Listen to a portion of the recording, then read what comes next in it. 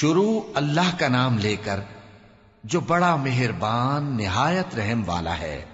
سچ مچ ہونے والی، وہ سچ مچ ہونے والی کیا ہے؟ اور تم کو کیا معلوم ہے کہ وہ سچ مچ ہونے والی کیا ہے؟ وہی کھڑکھڑانے والی جس کو سمود اور عاد دونوں نے جھٹلایا۔ سو سمود تو زبردست زلزلے سے ہلاک کر دیے گئے، رہے عاد تو ان کو نہایت زوردار آندھی سے تباہ کر دیا گیا۔ اللہ نے اس کو 7 رات اور 8 دن ان پر چلائے رکھا۔ تو اے مخاطب، تو ان لوگوں کو اس میں اس طرح گرے ہوئے دیکھتا جیسے کھجوروں کے کھوکھلے تنے، پھر کیا تو ان میں سے کسی کو بھی باقی دیکھتا ہے؟ اور فرعون اور جو لوگ اس سے پہلے تھے اور وہ جو الٹی ہوئی بستیوں والے تھے، سب گناہ کے کام کرتے تھے، سو انہوں نے اپنے پروردگار کے پیغمبر کی نافرمانی کی تو اللہ نے بھی ان کو بڑا سخت پکڑا۔ جب پانی طغیانی پر آیا تو ہم نے تم لوگوں کو کشتی میں سوار کر لیا تاکہ اس کو تمہارے لیے یادگار بنائیں اور یاد رکھنے والے کان اسے یاد رکھیں۔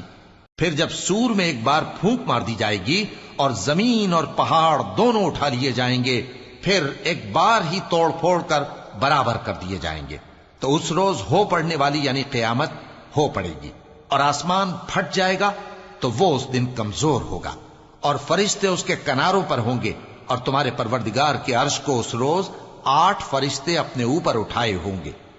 اس روز تم لوگ سب پیش کیے جاؤ گے اس طرح کہ تمہاری کوئی پوشیدہ بات چھپی نہ رہے گی۔ اب جس کا اعمال نامہ اس کے داہنے ہاتھ میں دیا جائے گا، وہ دوسروں سے کہے گا کہ لیجئے میرا نامہ اعمال پڑھیے، مجھے یقین تھا کہ مجھ کو میرا حساب کتاب ضرور ملے گا۔ پس وہ شخص من مانے عیش میں ہوگا، یعنی اونچے باغ میں جس کے میوے جھکے ہوئے ہوں گے۔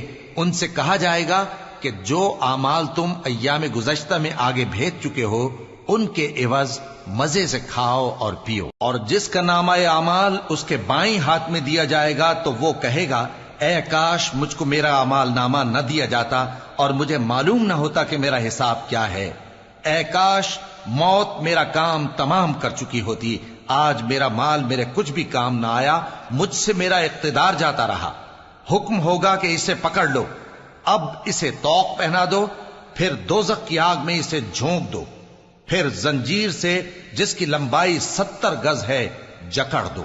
یہ نہ تو اللہ عظمت والے پر ایمان لاتا تھا اور نہ فقیر کے کھانا کھلانے کی ترغیب دیتا تھا، سو آج اس کا بھی یہاں کوئی دوست نہیں اور نہ اس کے لیے کوئی کھانا ہے سوائے زخموں کے دھون کے، جس کو گناہگاروں کے سوا کوئی نہیں کھائے گا۔ سو میں ان چیزوں کی قسم کھاتا ہوں جو تم کو نظر آتی ہیں اور ان کی جو تمہیں نظر نہیں آتی، کہ یہ قرآن ایک معزز فرشتے کا پہنچایا ہوا کلام ہے، اور یہ کسی شاعر کا کلام نہیں، مگر تم لوگ بہت ہی کم ایمان لاتے ہو، اور نہ کسی کاہن کا قول ہے، لیکن تم لوگ بہت ہی کم غور و فکر کرتے ہو۔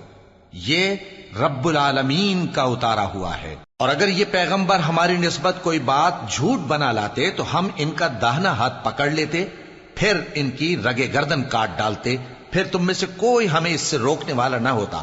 اور یہ کتاب تو پرہیزگاروں کے لیے نصیحت ہے، اور ہم جانتے ہیں کہ تم میں سے بعض اس کو جھٹلانے والے ہیں۔ نیز یہ کافروں کے لیے موجب حسرت ہے، اور کچھ شک نہیں کہ یہ یقین کرنے کے لائق ہے۔ سو تم اپنے پروردگار عظیم کے نام کی تسبیح کرتے رہو۔